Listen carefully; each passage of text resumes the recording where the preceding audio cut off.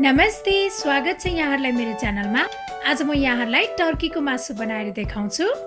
Turkey बनाउनको लागि मैले प्यान बसालेको छु। अब यसमा चाहिँ तोरीको तेल राख्नुपर्छ। तेल तातिसकेको छ। अब यसमा ल्वाङ, सुकुमेल, तेजपत्ता र दालचिनी फुराउनु पर्छ। अब यो प्याज पनि राख्ने।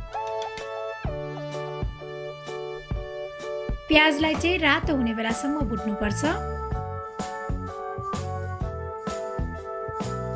प्याज यतिको भइसकेपछि अब यसमा 1 चम्चा जति बेसार राख्ने। अब म यो टर्कीको मासु पनि राख्छु। मैले चाहिँ आधा केजी जति टर्की लिएको छु। अब यसलाई राम्रोसँग मिक्स गर्ने।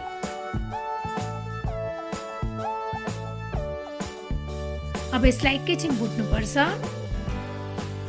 अब यसलाई कभर गरेर मधुरो आँचमा 5-6 मिनेटसम्म पकाउनुपर्छ।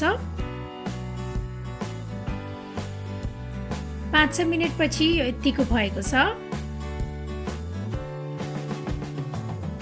अब यसमा 1-1 चम्चा गरम मसाला, जिरा धनियाको धुलो, रातो धुलो खुर्सानी र नुन स्वाद अनुसार राख्ने।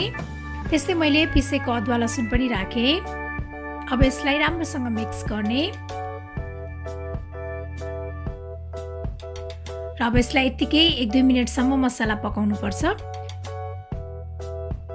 त्यसपछि अब यसमा यो काटेको टमाटर पनि राख्ने।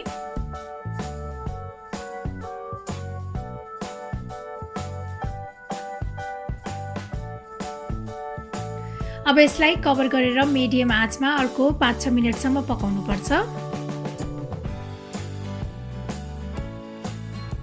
अब यतिको भइसकेपछि हाम्रो यो टर्की चाहिँ रेडी भइसकेको छ।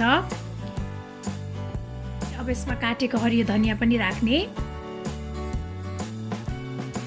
र अब यसलाई राम्रोसँग मिक्स गर्ने।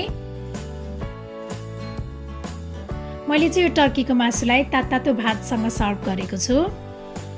मलाई आशा छ यहाँलाई यो टर्कीको मासु बनाउने रेसिपी पक्कै पनि मन पर्यो होला र मेरो अरू यस्तै रेसिपीहरूको लागि प्लिज मेरो च्यानललाई सब्स्क्राइब गरिदिनु होला र मेरो भिडियोलाई लाइक, शेयर र कमेन्ट पनि गरिदिनु होला।